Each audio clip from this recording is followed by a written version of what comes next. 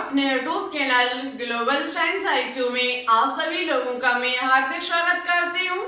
तो जैसा कि आप सभी लोगों ने थंबनेल में देख ही लिया होगा, मैं दीक्षा यादव आज आपके लिए सरफेस केमिस्ट्री का एक बहुत ही इम्पोर्टेंट टॉपिक लेकर के आई हूँ, जिसका नाम है उत्प्रेरण के सिद्धांत। ये टॉपिक आपके एग्जाम के लिए मोस्ट इम्पोर्टेंट एंड कीमती टॉपिक है, क्योंकि इससे आपके एग्जाम में क्वेश्चंस भी बनते हैं। क्योंकि आपको आज हम इस सिद्धांत के आधार पर बताएंगे कि जो समांगी उत्प्रेरण होता है और विषमांगी उत्प्रेरण होता है वो किस सिद्धांत पर कार्य करता है। ठीक है, क्योंकि इससे एग्जाम में क्वेश्चन पूछे जाते हैं कि समांगी उत्प्रेरण किस सिद्धांत पर कार्य करता है और विषमांगी उत्प्रेरण किस सिद्धांत पर कार्य करता है।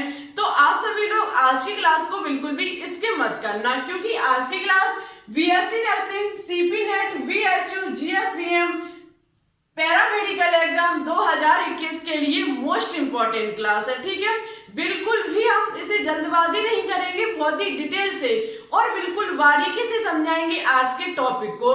तो आप सभी लोग हमारे साथ जो भी हम पॉइंट यहाँ पर डिस्कस करें उन सभी को कॉपी में नोट डाउन करते रहना और सभी चीजों को बार बार रिवाइज करते रहना, जिससे कि जब तक आपका एग्जाम टाइम आए आपकी तैयारी बहुत ही बेहतरीन हो जाए। ठीक है, और देखो ये शायद इसका पार्ट नंबर 6 है। ठीक है, ये इसका पार्ट नंबर 6 है। अभी तक आपने पार्ट 1, 2, 3, 4, 5 नहीं देखे तो एक बार प्ले लिस्ट में जाकर के जरूर देख लें। ठीक है, क्योंकि सभी सरफेस केमिस्ट्री के पार्ट आपके एग्जाम के लिए मोस्ट इंपॉर्टेंट है। सभी से क्वेश्चंस एग्जाम में बहुत ही अच्छे खासे बनते हैं। ठीक है, तो फिर चलिए टाइम ना वेस्ट करते हुए बात करते हैं आज के टॉपिक पर, नजर डालते बोर्ड की तरफ। देखो उससे पहले आप सभी लोगों से एक रिक्वेस्ट और है, थोड़ा हमारे चैनल को ग्रो कराइए, हमारी वीडियो को अपने दोस्तों के साथ शेयर कीजिए। वीडियो अच्छी लगे तो लाइक कीजिए, चैनल पर न्यू हो तो प्लीज इसे एक बार सब्सक्राइब करके बेल आइकन को प्रेस ऑल पर क्लिक कर लीजिए।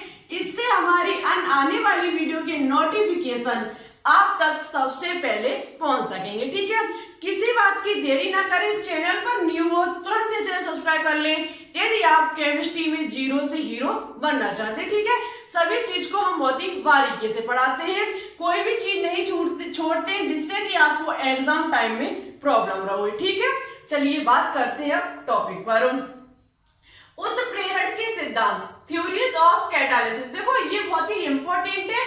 सबसे पहले उत्प्रेरण के सिद्धांत में फर्स्ट आता है माध्यमिक यौगिक बनने का सिद्धांत। माध्यमिक यौगिक बनने का सिद्धांत, देखो सबसे पहले हम बताएंगे इसका प्रतिपादन किसने किया और किस सन में किया। तो याद रखना, जो आपका माध्यमिक यौगिक बनने का सिद्धांत होता है, इसका जो प्रतिपादन किया था वो क्लीमेंट नामक और डीसोरम्स नामक वैज्ञानिक ने सन 1806 ईस्वी में किया था। ठीक है, जो आपका माध्यमिक यौगिक बनने का सिद्धांत है ये दिया था क्लीमेंट और डीसोरम्स नामक वैज्ञानिक ने सन 1806 ईस्वी में। अब ये बात करेंगे कि ये सिद्धांत कार्य किस पर करता है और किस प्रकार से करता है। ठीक है, अब इसके बारे में हम आपको विद एग्जांपल से जानकारी देंगे। देखो जो आपका माध्यमिक यौगिक सिद्धांत है ये कार्य करता है समांगी उत्प्रेरण। ये समांगी उत्प्रेरण की व्याख्या करता है कौन? माध्यमिक यौगिक बनने का सिद्धांत। यहाँ पर समांगी उत्प्रेरण का एग्जाम्पल होना चाहिए। अब आपको ये पता होना चाहिए कि समांगी उत्प्रेरण कहते किसे हैं। तो हम आपको पहले भी बता चुके हैं कि जहां पर अवकारक और उत्प्रेरक की समान प्रावस्था होती है। ठीक है, देखो कभी कभी हम एक शब्द इसमें जोड़ देते अवस्था, कभी कभी हम कह देते अवस्था तो कभी कभी हम कह देते प्रावस्था। वैसे इसका सही शब्द माना जाए, शुद्ध नाम माना जाए तो प्रावस्था ही होता है। ठीक है, कभी कभी हम अवस्था बोल देते तो वो आपको समझाने के लिए करते हैं। वैसे आप कभी कह सकते हो कि हमने जब दूसरे किसी YouTube चैनल से पढ़ा तो वहां प्रावस्था बताया जा रहा था, लेकिन आप अवस्था बताते हो। वैसे हमने देखो जब ये समांगी उत्प्रेरण जब हमने लिखी थी उसकी डेफिनेशन तब प्रावस्था ही लिखा था, लेकिन आपको समझाने के लिए हम शब्द जोड़ देते उसमें अवस्था। कोई अंतर नहीं है, हम नहीं कह सकते ये गलत है, गलत बिल्कुल भी नहीं है। हम अवस्था भी कह सकते हैं, प्रावस्था भी कह सकते हैं, शुद्ध माना जाएगा प्रावस्था, लेकिन समझने के लिए अवस्था कहा जाता है। अवस्था जैसे कि आपको पता हमारी द्रव अवस्था, गैसीय अवस्था, इन तीन के बारे में आपको जल्दी पता भी होगा, ठीक है। तो इसलिए हम शुद्ध शब्द ना लेकर के इसे समझाने के लिए अवस्था शब्द जोड़ देते। तो आप कंफ्यूजिंग बिल्कुल भी कंफ्यूज मत रहना कि कभी अवस्था तो कभी प्रावस्था, ठीक है, कोई अंतर नहीं है, ये शुद्ध रूप है, ये समझाने के लिए हम बोल देते हैं, ठीक है, गलत कुछ भी नहीं है इसमें। तो देखो हमने कहा कि जहां पर अवकारक और उत्प्रेरक की समान प्रावस्था होती है, ऐसे उत्प्रेरण को समांगी उत्प्रेरण कहा जाता है। तो याद रखना, ये जो माध्यमिक यौगिक सिद्धांत है ये किस पर कार्य करता है, समांगी उत्प्रेरण की व्याख्या करता है। ये क्वेश्चन पूछा भी गया है कि समांगी उत्प्रेरण की व्याख्या करने के लिए निम्न में से कौन सा सिद्धांत कार्य करता है, ठीक है। अब हम बात करेंगे कि ये होता क्या है। तो देखो यहाँ पर लिखा हुआ है अवकारक तथा उत्प्रेरक, बहुत ही बारीकी से समझना इस चीज को। अवकारक तथा उत्प्रेरक परस्पर सहयोग करके एक माध्यमिक यौगिक बनाते हैं। कौन क्रिया करता है, एक तो अवकारक और उत्प्रेरक। अवकारक और उत्प्रेरक क्रिया करके एक माध्यमिक यौगिक का निर्माण करते हैं, ठीक है, जो पुनः दूसरे अवकारक अण से अभिक्रिया करता है, जिसके फलस्वरूप उत्पाद बनते हैं। देखो अब हम आपको एग्जाम्पल के तौर पर समझाते हैं। वैसे हम एक सबसे पहले अभिक्रिया लिखते हैं, एक रिएक्शन को लिखते हैं, देखना क्या होगा। एक रिएक्शन हम लिखते हैं कि एक ए अवकारक है, दूसरा हमारा बी अवकारक है। ये क्या करता है, सी उत्प्रेरक की उपस्थिति में क्रिया करता है, तो ए बी का निर्माण होता है। किसका निर्माण होता है, ए बी का। लेकिन हम इस सिद्धांत के आधार पर क्रिया विधि करेंगे, जब इस सिद्धांत के आधार पर देखिए, क्रिया विधि के आधार पर देखेंगे, तो देखो ये जो रिएक्शन होगी, यही रिएक्शन जो होगी, इन तीन चीजों को ही लेकर के जब हम रिएक्शन कराएंगे, तो यहाँ पर दो पद संपन्न होंगे, संभव होंगे, ठीक है। कैसे होंगे, हमारा पॉइंट कह रहा है कि अवकारक तथा उत्प्रेरक। अब आप देख सकते हैं अवक्रिया में अवकारक ए है, बी भी है, और उत्प्रेरक क्या है, सी। हम क्या करेंगे, इसे फर्स्ट उत्प्रेरक को लेकर के इसकी क्रिया करा देंगे उत्प्रेरक के साथ। किसके साथ, उत्प्रेरक के साथ करा देंगे, तो हमारा बनके तैयार उत्पाद होगा एसी। क्या बनके तैयार होगा, एसी। आगे पॉइंट कह रहा है जब पुनः दूसरे अवकारक अण से अभिक्रिया करता है, जब ये ही उत्पाद किसी दूसरे अवकारक अण से क्रिया करता है, जो कि हमारा बी होगा, तो ये जिसके फलस्वरूप उत्पाद बनता है, पॉइंट आगे और लिख सकते हैं, और उत्प्रेरक जो होता है वो बाहर निकल जाता है। जैसे कि हमारी ये क्रिया ए बी होगी और प्लस सी, ये जो उत्प्रेरक होगा वो कैसा हो जाएगा, बाहर निकल जाएगा। ये उत्प्रेरक इस क्रिया को कराने में सहायक होगा, लेकिन इसके अंतर्गत इसका कोई भी महत्व नहीं होगा। आपको पता है उत्प्रेरक एक वह पदार्थ होता है जो किसी भी रासायनिक अपक्रिया की दर को परिवर्तित कर देता है, लेकिन वह रासायनिक रूप से अपक्रिया के अंत में अपरिवर्तित रहता है। ऐसा ही कुछ यहाँ पर होगा। हम आपको बताते फिर से कि देखो अपक्रिया हमने लिखी, एक हमारा ए अपकारक है, दूसरा हमारा बी अपकारक है। ये क्रिया करता है सी उत्प्रेरक की उपस्थिति में, ठीक है। ये अपक्रिया है हमारी, ए अपकारक बी अपकारक, अपक्रिया की सी उत्प्रेरक की उपस्थिति में हमारा उत्पाद के रूप में बनके तैयार हुआ ए बी, ठीक है। लेकिन हम जब सिद्धांत के आधार पर कार्य करते तो हमारा माध्यमिक यौगिक बनने का सिद्धांत क्या कहता है,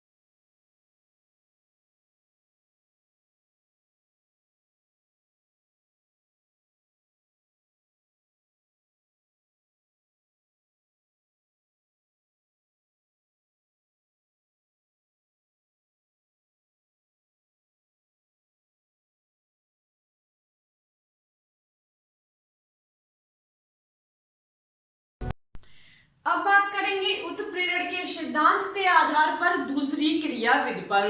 देखो ये जो है वो आधुनिक अधिशोषण सिद्धांत, आधुनिक अधिशोषण सिद्धांत ये भी आपके एग्जाम के लिए मोस्ट इंपॉर्टेंट एंड वेरी कीमती टॉपिक है, क्योंकि इससे आपके एग्जाम में क्वेश्चंस बनते हैं। ठीक है, देखो ये जो है आधुनिक अधिशोषण सिद्धांत ये विषमांगी उत्प्रेरण की व्याख्या, उत्प्रेरण की क्रियाविधि स्पष्ट करता है। जो आपका ये आधुनिक अधिशोषण सिद्धांत है ये किसकी व्याख्या करता है?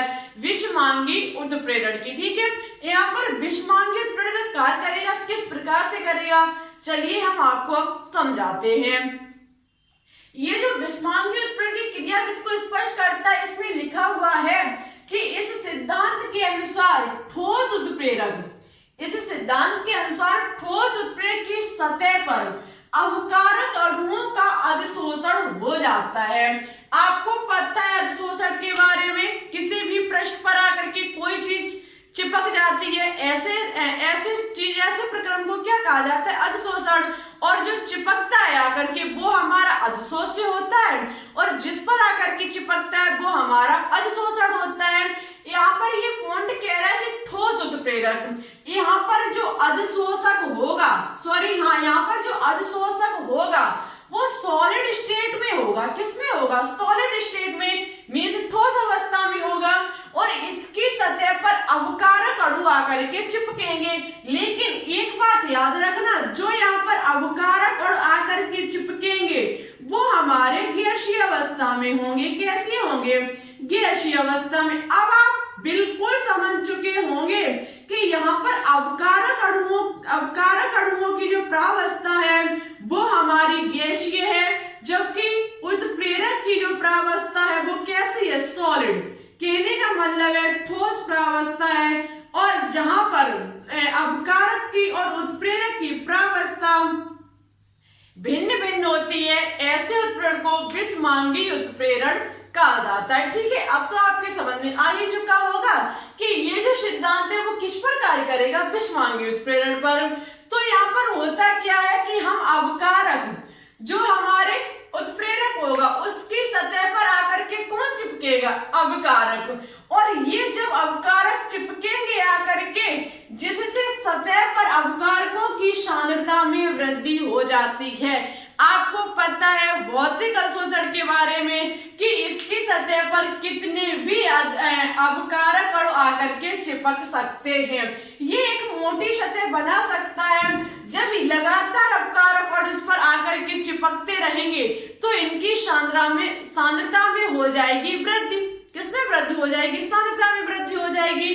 जब इसमें स्टूडेंट सांद्रता में वृद्धि हो जाएगी तो ये उत्प्रेरक क्या करेगा? इन अवकारक अणुओं को सक्रिय कर देगा। यहाँ पर सक्रिय करने का काम कौन करेगा? उत्प्रेरक, क्योंकि उत्प्रेरक एक वह पदार्थ होता है जो किसी भी रासायनिक अपक्रिया की दर को बढ़ा देता है।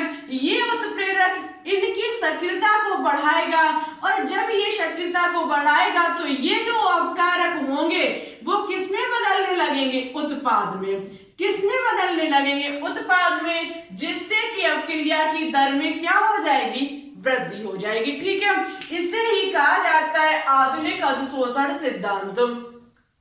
आधुनिक अधिशोषण सिद्धांत जो है वो विषमांगी उत्प्रेरण पर कार्य करता है, जहां पर क्या होता है कि सॉलिड स्टेट में उत्प्रेरक की सतह पर आकर के चिपकते हैं गैसीय अवकारक। जब ये गैसीय अवकारक यहाँ पर चिपकते हैं आकर के तो इनकी सांद्रता में लगातार होती है वृद्धि। जब ये वृद्धि करेंगे तो ये ही अवकारक इस उत्प्रेरक की उपस्थिति के कारण, क्योंकि ये उत्प्रेरक पर आकर के चिपके तो ये तो भाई अपना काम करेगा, इसकी दर को बढ़ाएगा, अवकारक को सक्रिय करेगा। जब ये सक्रिय करेगा ये उत्पाद का निर्माण करने लगेगा। जब ये उत्पाद का निर्माण करने लगेगा लगातार हमारी वृद्धि होती रहेगी, और अपक्रिया में क्या हो जाएगा? वृद्धि हो जाएगी। ठीक है, इसे ही कहा जाता है आधुनिक अधिशोषण सिद्धांत। आई होप आपको दोनों ही सिद्धांत समझ में आ चुके होंगे कि विषमांगी उत्प्रेरण पर कौन कार्य करता है और समांगी उत्प्रेरण पर कौन सा सिद्धांत कार्य करता है। अब आपको नेक्स्ट क्लास में पढ़ाया जाएगा एंजाइम के बारे में। ठीक है, किसके बारे में? एंजाइम के बारे में बहुत ही डिटेल से और बारीकी से पढ़ाया जाएगा। तो आप सभी लोग आगे आने वाली क्लास को बिल्कुल भी स्किप मत करें। ठीक है, आगे आने वाली क्लास को बिल्कुल भी स्किप मत करें, क्योंकि आगे बहुत ही इंपॉर्टेंट टॉपिक आने वाला है जिसका नाम है एंजाइम। क्या नाम है? एंजाइम। ये जो टॉपिक है वो मोस्ट इंपॉर्टेंट, बहुत ही इंपॉर्टेंट टॉपिक है आपके एग्जाम के लिए। इसे हम बहुत ही बारीकी से लेकर के चलेंगे नेक्स्ट क्लास में, ठीक है? तो मेरे साथ अंत तक बने रहना है सरफेस केमिस्ट्री के चैप्टर में, क्योंकि ये आपके एग्जाम के लिए बहुत ही इंपॉर्टेंट चैप्टर है। अब हम आपके लिए एक क्वेश्चन होमवर्क पर लेकर के आइए, जिसका आंसर आपको हमारे कमेंट बॉक्स में देना होगा कि बीबीटी जो सिद्धांत है वो किसने प्रतिपादित किया और किस सन में किया, प्लस इसमें सुधार किन किन वैज्ञानिकों ने किया। इसका आंसर आपको हमारे कमेंट बॉक्स में देना होगा। और जो हमने पिछली क्लास में क्वेश्चन होमवर्क में दिया था उसका जो आंसर दिया है वो दिया है विकास पटेल ने। किसने दिया है? विकास पटेल ने। ओनली एक ही स्टूडेंट ने आंसर दिया। Thank you. आप ऐसे ही लगातार कोशिश करते रहिए, आपका 2021 में सिलेक्शन होकर के रहेगा। देखो, वीडियो को तो बहुत सारे स्टूडेंट देखते हैं लेकिन आंसर कोई नहीं देता। आंसर मुश्किल से 2 या फिर 4 बच्चे देखते हैं, लेकिन कोई बात नहीं, जितने दोगे उनका 2021 में सिलेक्शन होगा, क्योंकि इससे आपकी तैयारी अच्छी होती है। जब अपने हाथों से आप कमेंट बॉक्स में कोई भी क्वेश्चन का आंसर लिखते हो तो वो आपके लिए तैयार होता है, ठीक है? तो इसलिए आज जो भी क्वेश्चन हमने होमवर्क में दिया, जितने भी स्टूडेंट वीडियो देखें प्लीज उसे कमेंट बॉक्स में जरूर लिखें उसका आंसर, और जितने स्टूडेंट लिखेंगे हम नेक्स्ट क्लास में उन सभी स्टूडेंट का नाम लेकर के आएंगे। आज के लिए बस इतना ही। वीडियो अच्छी लगे तो लाइक एंड दोस्तों के साथ शेयर करना बिल्कुल भी ना भूलें। हमारे चैनल पर न्यू हो तो प्लीज इसे सब्सक्राइब करके बेल आइकन को प्रेस ऑल पर क्लिक कर ले, जिससे कि हमारी आने वाली वीडियो के नोटिफिकेशन आप तक सबसे पहले पहुंच सके, ठीक है? और देखो, वीडियो अच्छी लगे तो लाइक करना बिल्कुल भी ना भूलें। आपके लाइक से हमें मोटिवेशन बढ़ता है और हम आपके लिए अच्छे से अच्छा कंटेंट लाने की कोशिश करते हैं। चलिए फिर चलते हैं। Thanks for watching this video. जय हिंद, जय भारत।